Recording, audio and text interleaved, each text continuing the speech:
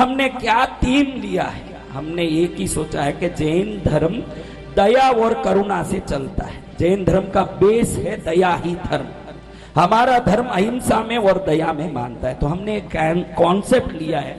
आपको बता दूं कि वैज्ञानिकों ने 100% घोषित कर दिया है कि 7 वर्ष बाद, बेंगलुरु के कोई हो तो खास सुन ले, 7 वर्ष बाद बेंगलुरु के सिटी के 30 किलोमीटर के रेडियस में कितने भी ऊंडे नीचे बोर डालो, कहीं एक बूंद भी पानी रहने वाला नहीं है। सिर्फ 7 वर्ष के अंदर सब समाप्त हो जाएगा, जिसको डे जीरो बोलते हैं। डे जीरो 7 वर्ष में बेंगलुरु हो जाएगा। दूर दूर तक कहीं पानी नहीं रहेगी, लारी में आएगी, भटकते बकेट लेके घूमना पड़ेगा। अभी आपने गुरुजी के मुखारबिंद से सुना बेंगलोर के बारे में, है ना। और ये आज का, अभी 2024 का रिकॉर्ड है, किस तरह से बेंगलोर आज पानी के बिना संकट में है, किस तरह से आज बेंगलोर बूंद बूंद पानी के लिए तरस रहा है, किस तरह से एक नहाने के लिए पानी उनको सेव नहीं हो पा रहा, किस तरह से वो एक महीने में सिर्फ 5 बार नहाते हैं। जहां हम पानी इतना वेस्ट करते हैं, वाटरफॉल यहाँ पे हम इंजॉय करते हैं, लेकिन एक स्थान ऐसा है जहां पर पानी के लिए तरसा जा रहा है, जीवन संकट में आ रहा है। इसीलिए कहा जाता है कि आने वाली पीढ़ी को अगर आप सेव रखना चाहते हैं या उनके लिए जल को बचाना चाहते हैं तो आज से ही सेविंग शुरू कीजिए। आज से ही जब आप एक गिलास पानी भर कर लेकर आते हैं लेकिन आधा पीते हैं और आधा फेंक देते हैं, तो ये छोटी छोटी गलतियाँ कल को भारी संकट में आपको ना डाल दें, आपकी पीढ़ियों को भारी संकट में ना डाल दें। इसलिए आज से ही इन्हें सेव करना शुरू कीजिए। पानी का दुरुपयोग करना बंद कीजिए, पानी को अनवांटेड यूज़ करना बंद करिए। आज स्विमिंग पूल है, नहाते हुए, शावर लेते हुए पानी इस तरह से बेकार फेंका जा रहा है। बकेट भर के नहाइए। ऐसी ऐसी चीज़ों में आप पानी को सेव कर सकते हैं, आप रिसाइकलिंग कर सकते हैं। ये आप भी बखूबी जानते हैं कि पानी आप कहाँ कहाँ वेस्ट करते हैं, तो पानी को वेस्ट करना बंद कीजिए अपने बच्चों के लिए, अगर पानी को बचाना है तो हमने ये पूरा प्रतिष्ठा को, जल कितना महत्वपूर्ण है और जल कैसा हमारा जीवन का सर्वोत्तम अंग है, जल बचाने की, जल की व्यवस्थाओं की तैयारी। और जापान में एक नई थेरेपी आई है जिसमें जल के सामने आपका जीवन, आप घर में मटकी में पानी भर के तो रखते हैं, लेकिन आपका जीवन घर में सर्वोत्तम है, तो वो जल स्वयं उस तरंगों को खींच के वो अपने आप को अमृत बना लेता है और घर में सुख शांति देता है। जिस घर में क्लेश, झगड़े, गाली गलौज होते हैं, उस जगह में वो पानी अपने आप उन तरंगों को खींच के सदा रोग और दुख देता है। इसको प्रूफ करने के लिए उन्होंने एक वाटर ऑरा थेरेपी का कैमरा बनाया है।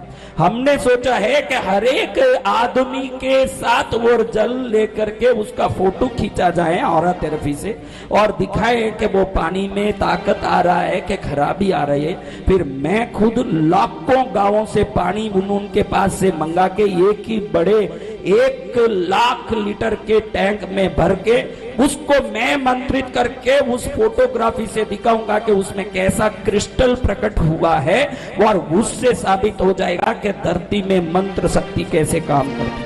फिर वही पानी सबको दे के भेजूंगा, अपने अपने गांव के तालाब कुएं में डालेगा। हाथ जोड़ो, हाँ हाथ जोड़ के खड़े रहो, ऐसे नहीं, हाँ हाथ जोड़े ही खड़े, ऐसे। वो कहता है कि मैंने जीवन में एक ही जगह हाथ जोड़ी और कहीं जोड़ा ही नहीं। कौन सी जगह होगी बताओ?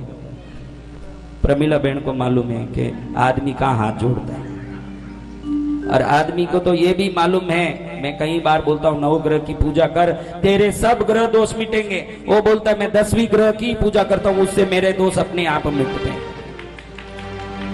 ज्यादा ये सब खुलासा नहीं करना है, लेकिन इतना ही खुलासा करना है। ज्यादा ये कौन है 10वां ग्रह, ये क्या है, इसकी पूजा कैसी होती है, वो मुझे समझाने का अधिकार शास्त्रों ने नहीं दिया है, इसलिए मैं वो बात नहीं करूंगा। लेकिन ये 10 हाथ जोड़े रखो। क्यों घड़ी घड़ी हाथ नीचे जा रहा है? 10वें ग्रह बिगड़ गया है, इसलिए सब दुख आ रहा है। देखो वापस हाथ जोड़ा।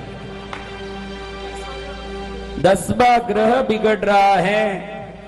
सावन महीने की इस आराधना को महावीर स्वामी के समोसरण में विपुलाचल, ये क्यों सावन में करना चाहिए, क्या महत्व है। विपुलाचल पर्वत पर श्रेणिक और चेलना जाते हैं, भगवान की वाणी को सुन के वहां से निकलते हैं। विजया भी नंदन नाम के केवली भगवंत को चेलना रानी पूछती है कि भगवान हर काम को पूरा करना हो, हर सिद्धि को प्राप्त करना हो, तो इस कलयुग में ऐसी कौन सी आराधना है जिससे सब पूरा होगा। तो केवली भगवंत सर्वज्ञ, जिन्होंने भूत भविष्य वर्तमान का ज्ञान प्राप्त किया, ऐसे गुरु भगवंत ने बताया कि इस कलयुग में हर एक चीज को प्राप्त करना है तो मात्र मां पद्मावती की सावन में शुक्रवार के 5 व्रत को 11 वर्ष तक अगर कोई करता है तो निश्चित रूप से उसकी 7 पीढ़ी सदा सुखी रहती है। सर्वज्ञ भगवंत की वाणी है, पद्मावती भवानी जोत तेरी जलती रहे, पद्मावती भवानी जोत तेरी जलती रहे, जलती रहे, जलती रहे,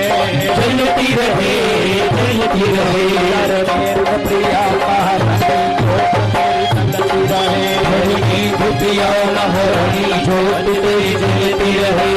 खुद आपको निवेदन कर रहा हूँ, ये पवित्र तीर्थ माँ का धाम है और माँ का प्रसाद जो लेता है, देखो यहाँ का प्रसाद अपने आप में दवाई है।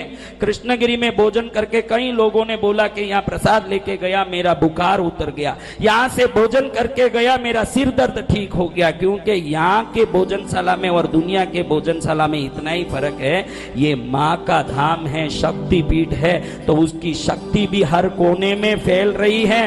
वो अपशक्ति के परमाणु भोजनशाला में पहुंच के आटे में, दाल में, चावल में, सब्जी में जब पहुंचते हैं, उस भोजन को आप प्रसाद समझ के ग्रहण करते हैं, पेट साफ होता है, मन साफ होता है, बुद्धि साफ होता है, कर्म साफ होता है। वही भोजन प्रसाद दवाई बन के आपके 740 प्रकार के बीमारियों को नष्ट करके आपका कल्याण कर देता है। तो ऐसा दिव्य भोजन जरूर आप करिएगा, जब भी कृष्णगिरी आओ झूठा मत छोड़िएगा, क्योंकि यहाँ का भोजन प्रसाद है, मैंने कहा, और प्रसाद को कोई छोड़ नहीं सकता। तो कभी झूठा जितना चाहिए उतना लें और औषधि समझ के खाएं। वो थाली को हाथ में लेते समय प्रार्थना करके, माँ तेरा प्रसाद तो सबसे बड़ा दवाई है, क्या माइक्रोलेब्स का दवाई, न क्या दुनिया की दवाई, न क्या चिपला की दवाई, और आपके हाथ की माँ एक रोटी कोई खा लेता है, वो बीमार आदमी भी कामदेव के समान प्रकाशित और सुंदर हो जाता है। तो उस माँ का भोजन को भक्ति से कीजिए, मंगल होगी। विपुलाचल पर्वत जाकर सैनिक ने शीश नमाया, मुनि विजयाभिनंदन को देख के छेलना ने प्रश्न जमाया। वहाँ कथा हुई प्रारंभ अंबिका रानी की, जय बोलो धरणेन्द्र भैया महारानी की। उपवास करो उद्यापन जब श्रावण महीना में, करो शुक्रवार एकादशन माँ दया दृष्टि दिखलावे। माने रखी लज्जा दोने पानी की, जय बोलो धरणेन्द्र प्रिया महारानी की।